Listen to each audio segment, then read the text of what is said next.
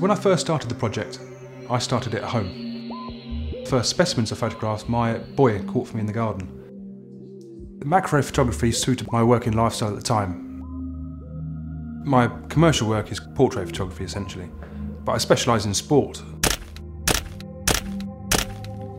I travel quite a lot, so I needed a project that would always be there every time I came back from a trip.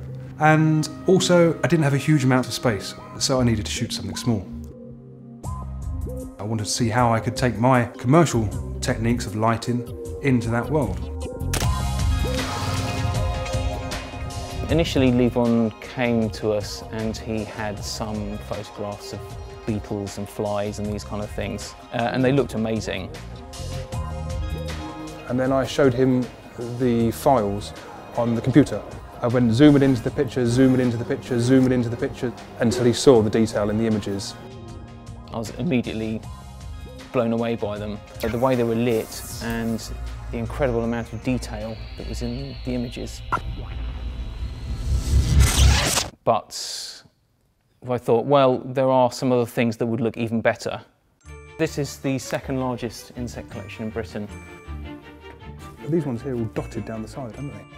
The specimens had to be interesting shapes or colours, not too big, not too small, clean or cleanable. Even the tiniest amounts of dirt picked up in the photographs. We probably rejected about 99% of the museum's collection.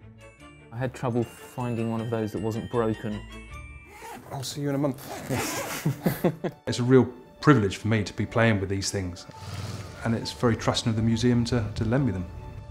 Working and shooting with microscope lenses turns a traditional photography process upside down. So for example, I'll just photograph an antennae and I'll light that antennae so it looks the best as it possibly can. Once I move on to the next section, for example the eye, the lighting will change completely and work my way across the whole body of the insect until I end up with 30 different sections, each photographed individually. Working with microscope lenses inherently gives you a very, very shallow depth of field. Therefore, we have to take many, many pictures. So I'll program my closest focal point, and then I'll program my focal point that's furthest away. So the camera will then move forward on the rail, automatically take a picture, and then move forward again 10 microns. To give you an idea of how far that is, the average hair on a human head is 75 microns. So most of my final images are made up of somewhere between 8,000 and 10,000 images. Once I have those images, I then process them through various techniques and flatten them down so I have one sharp image. So from the start of the process of photographing the insect to the final image is anywhere between 2 and 3 weeks' work. It's particularly one of my favourites. That's fabulous, isn't it? Look at that. James and the museum were excited to see these pictures. I don't think they'd seen anything quite like them before. Certainly not at this scale and not in this amount of detail.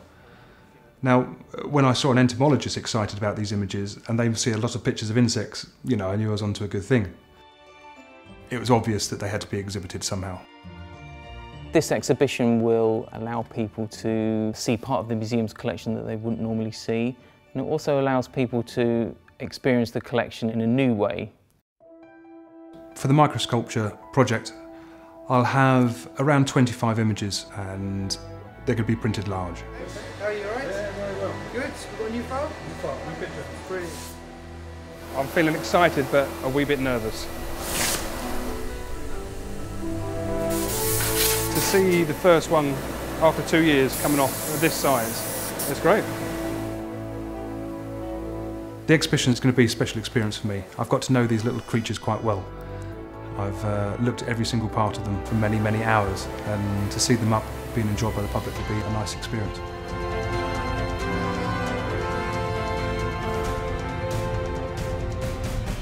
That is one big insect. Oh, look at the detail in there. I just can't believe how this image has come out. The colours, the saturation, the vibrancy. I've never seen anything like that before.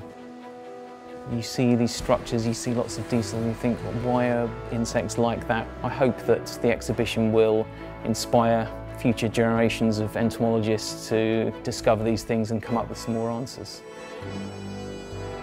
I'm nervous and excited to see the reaction from this. To see the actual specimens themselves and then their their photograph at that size, hopefully will be a unique experience. Whether the exhibition will be the end of this project, I don't know. I've got the feeling it might only be the start.